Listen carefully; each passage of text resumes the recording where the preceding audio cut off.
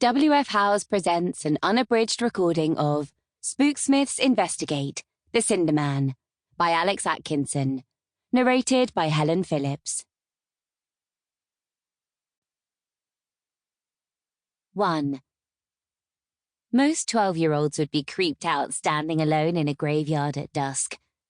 I'm not most 12-year-olds. Growing up in a funeral home, I know the dead don't come back.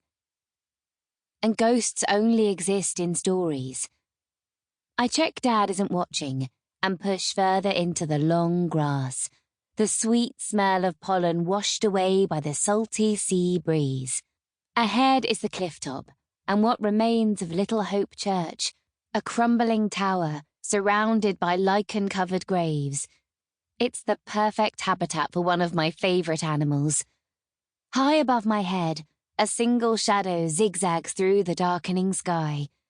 I freeze, my breath catching in my throat, and listen hard. Most bat calls can only be heard with a special detector, but my hearing seems to be getting better with age. I can make out its high-pitched squeak clicks above the crash of the waves. The creature weaves through the air, fast and jerky as it ducks and dives, catching insects on the wing. A single pipistrelle bat can eat up to 3,000 insects in one night. That's the same as a human eating 60 roast dinners in a day. Mind-blowing.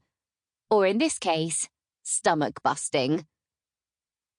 Even though I can quote at least another million wildlife facts, Dad thinks my animal obsession is just a phase. No matter how many times I tell him I'm going to be a vet, he thinks I'll eventually join the family business like he did. Me, a funeral director.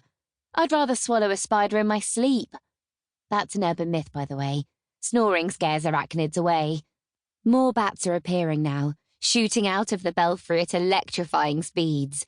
I wade through a patch of ox-eye daisies and sit down, leaning against an unnamed gravestone covered in honeysuckle.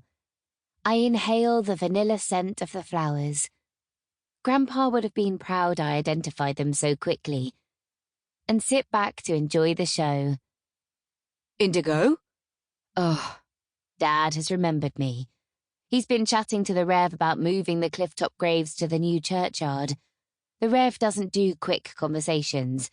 He took so long over our next-door neighbour's christening, I thought baby Harvey would be ready for secondary school before the service was over.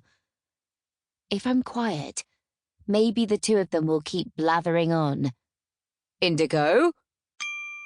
Sample complete. Ready to continue?